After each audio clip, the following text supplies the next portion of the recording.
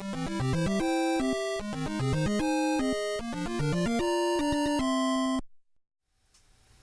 been waiting for this for a long time.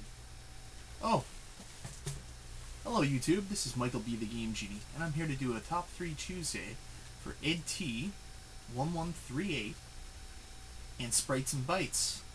Today's topic is Top 3 Games I had to fight for to add to my collection.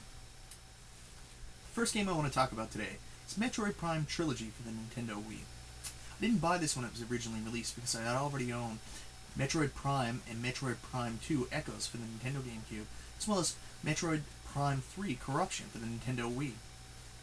I just assumed that because I had all those games, I didn't really need to buy the trilogy. I'm going to tell you a little secret. I've never finished a single Metroid Prime game, and it's not for a lack of trying, because I've probably played the first Metroid Prime game 20 hours in about 6-7 times. I haven't been able to get any further than that. Metroid Prime 2 Echoes, not so much. Metroid Prime 3 I had a lot of fun with, and I really enjoyed the controls. So it was only last October I found out that Metroid Prime Trilogy had all 3 games with the Metroid Prime 3 Corruption controls, and I decided I had to pick it up automatically. So I looked around, I went on eBay, and I went on Kijiji Newfoundland, which is the same as Craigslist in the United States. And I tried to find a copy, but unfortunately it was very expensive. Usually sold for somewhere between $80 and $120. I didn't really want to pay that. So I thought about it, and I decided the best thing to do would, where it's a Wii game, maybe EB Games, which is the equivalent of GameStop, would still have a copy, and maybe it wouldn't be as astronomically priced. So I compiled a list of all the EB games in my surrounding areas here in Newfoundland, and I found the first store I called was actually in Mount Pearl, which is around 25 minutes away. They actually had a copy, and they only wanted $35 for it, which was excellent.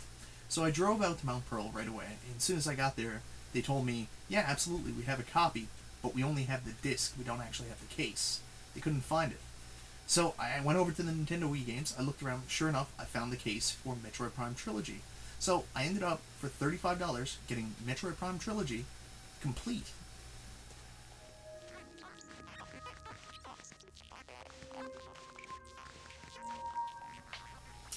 Next up, I'm going to cheat a little bit. Actually, I'm going to cheat a lot. I have 2 games that I'm going to lump into one. And they are Sewer Shark for the Sega CD and Sonic CD. Now, you're probably asking yourself, why are you bringing those up? They don't seem like they're very difficult games to find, and they're not. In fact, I've had both these games since I was 14 years old. The problem is, when I was around 18 years old, my brother gave away our power cord for our Sega CD. Instead of getting it back, he decided he was going to jerry-rig his own power cord. When he did, he completely fried the board on our Sega CD, and it was completely inoperable. It wasn't until just this year I got over my fear of shopping on eBay, because a Sega CD is impossible to find here in Newfoundland, that I actually went on eBay and I picked up a Sega CD. So I was so excited when I got it home. I plugged it in, and automatically the original game screen came up. And it was the first time I had seen it in 8 to 12 years, and it was just magical. So I plugged in Sonic CD right away, and the game worked, and I could play it. I was just so excited. But then I plugged in Sewer Shark, and I noticed that a Sega CD that I had bought from eBay had some serious skipping issues. So I couldn't fix it, and I was a little bit frustrated. About 2 months later, I went back on eBay, and I found another Sega CD for only like $40 plus $10 shipping. So it was a $50 investment, well worth it for me, because I got the Sega CD home. And here it is. For the first time in 14 years, I can play both Sonic CD and Sewer Shark, as well as all the other video motion capture games. Hey! Relax! Pretend it's a game. Maybe it'll even be fun. Shoot the tubes, dog meat!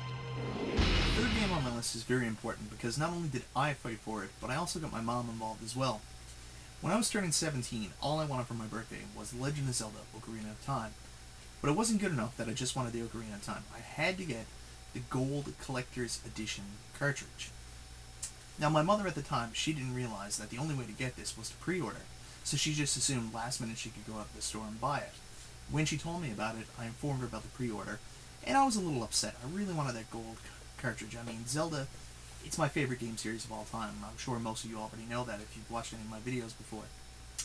So basically, we went around to every store and saw if they had any pre-order copies of Legend of Zelda left. And at the time, everybody came back to us and said, no, absolutely, we can't help you. So what we did from there was, we went to this really sleazy store at the time called Entertainment Center. It was previously called Nintendo World and advertised itself as officially licensed Nintendo store. I don't actually think it was, because all the officially licensed Nintendo stores were called World of Nintendo. Anyways, I asked the guy, and he said he did have one pre-order copy of The Legend of Zelda Ocarina of Time Collector's Edition left. Unfortunately, it was for somebody else that had already pre-ordered it but hadn't come to pick it up yet. So my mom sweet-talked him a little bit, and he decided to let us go ahead and buy it.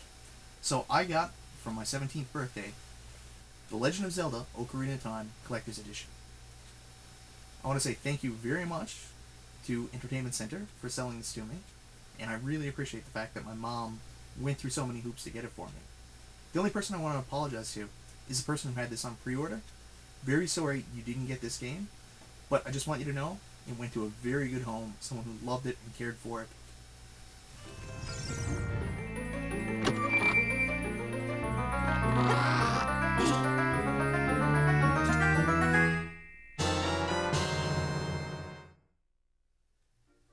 So those are the top 3 games I had to fight for to add to my collection. It's not so much about how much they're worth as how much they were worth to me at the time when I got them, and what I had to go through to actually play them and enjoy them. I want to say thank you very much to edt1138's, as well as SpritesNBytes, for putting together this amazing top 3 Tuesday list. Now, you're probably wondering what I was looking at when this video started in the first place. And if you want to find out, unfortunately, you're going to have to check into a later video, because I'm not going to tell you at this time.